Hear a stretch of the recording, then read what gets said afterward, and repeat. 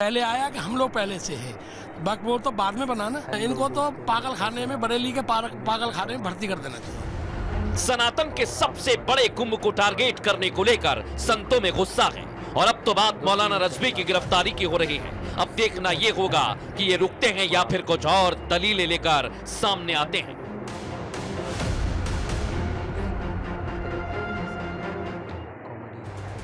लेकिन दर्शकों, आज आपको बताने वाला हूं, कुंभ पर जो सवाल उठ रहे हैं, सनातन बोर्ड ही उसका इलाज बताया जा रहा है। अखिल भारतीय अखाड़ा परिषद के अध्यक्ष रविंद्र पुरी ने ऐलान कर दिया है, महाकुंभ मेले में 27 जनवरी को अखाड़ा परिषद एक धर्म संसद का आयोजन करने वाला है और मंच पर सभी 13 अखाड़ों के प्रतिनिधि बैठेंगे। देश भर के संत शामिल होंगे, सोचिए जरा। और बैठक में सनातन बोर्ड पर बहुत बड़ा फैसला लिया जा सकता है, बहुत बड़ा फैसला लिया जा सकता है। लेकिन आज आपको बताता हूं, सनातन बोर्ड को लेकर संतों ने अभी से अपनी आवाज बुलंद कर दी है। क्या कह रहे हैं साधु संत, सुनिए। मैं पुरी जी की बातों का समर्थन करता हूं और निश्चित रूप से सनातन बोर्ड का गठन होना चाहिए। पुरी बाबा को हम सब पूर्ण रूप से समर्थन करते हैं। बाबा हमारे सनातनी हैं। बाबा जो इस सनातन धर्म के लिए बोलेगा वो माननीयता है। सनातन बोर्ड बनाने में ही एक रास्ता रह गया। हम लोग अखाड़े को मानते हैं और हमेशा सनातन को ही मानते आए हैं।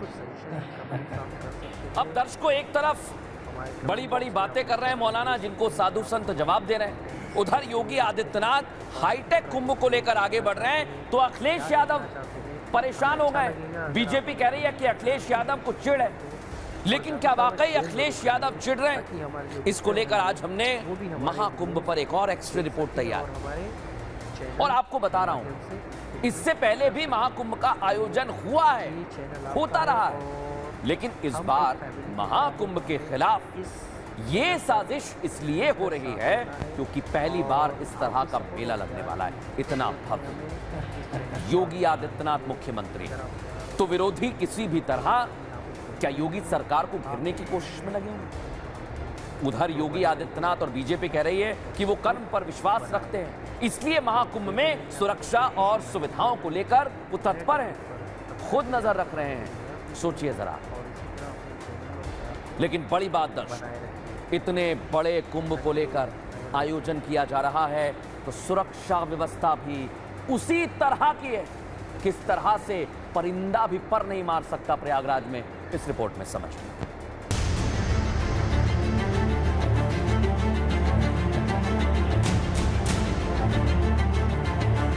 महाकुंभ के आयोजन में 40 करोड़ लोग आएंगे।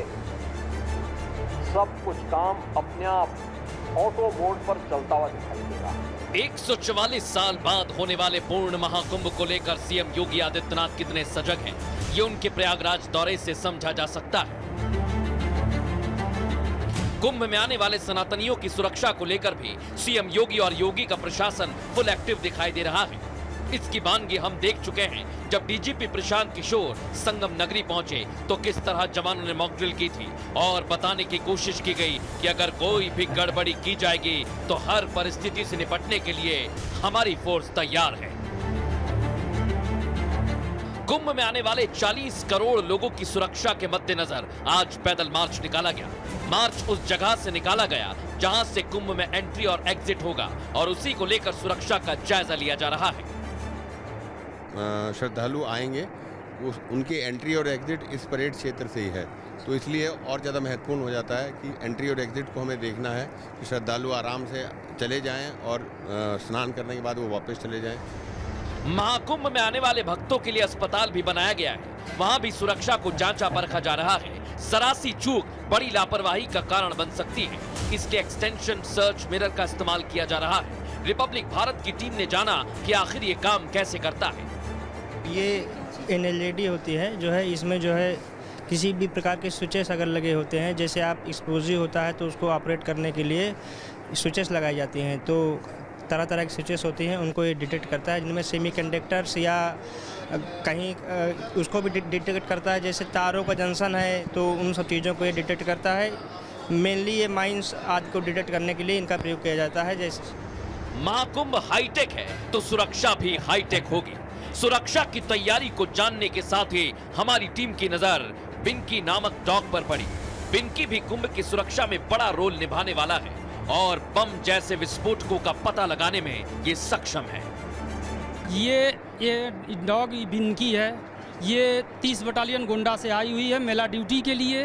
ये एक्सप्लोसिव से संबंधित है मैडम। हाँ, कोई व्यक्ति आ रहा हो, उसके बैग है, कोई ऐसा सामान है तो उसको मैं खुलवा कर इससे चेक कराता हूँ। यदि कोई मुझे संदिग्ध लगता है कि नहीं इसमें एक्सप्लोसिव है तो तुरंत अपना इंटीग्रेट करती है। सीएम योगी आदित्यनाथ जो हमेशा महिला सुरक्षा की बात करते हैं, सीएम योगी जिनकी लिस्ट में महिला सुरक्षा पहले नंबर पर है, अब जब कुंभ में महिला भक्त आएंगी तो उनकी सुरक्षा भी अहम हो जाती है। इसलिए कुंभ क्षेत्र में महिला थाना बनाया गया है। महिलाओं के कुंभ में आने से लेकर कुंभ से जाने तक हर चीज की जानकारी के लिए महिला हेल्प डेस्क बनाया गया है।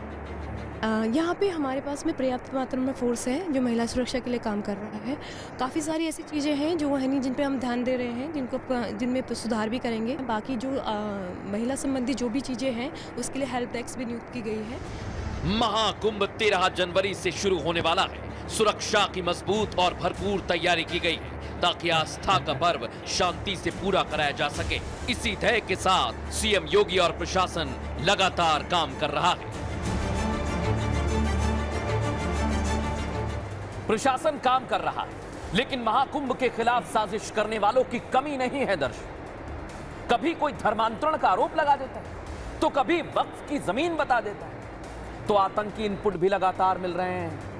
ऐसे में मेले के आयोजन से पहले ही ऐसी परिस्थितियां पनपने पर उसका इलाज कैसे किया जाए, इससे जुड़ी मॉक ड्रिल हो गई, जिसमें एनएसजी, एनडीआरएफ, एसडीआरएफ, जल पुलिस संयुक्त टीम एक एक चीज की जांच करेंगे। एक एक चीज देखिए जरा, अगर आप वहां नहा रहे हैं, स्नान कर रहे हैं, कोई तकलीफ हुई तो आपके लिए सारी व्यवस्थाएं। लेकिन ये मॉक ड्रिल कैसे की गई है? एनएसजी के कमांडोज मैदान में आ गए दर्शक।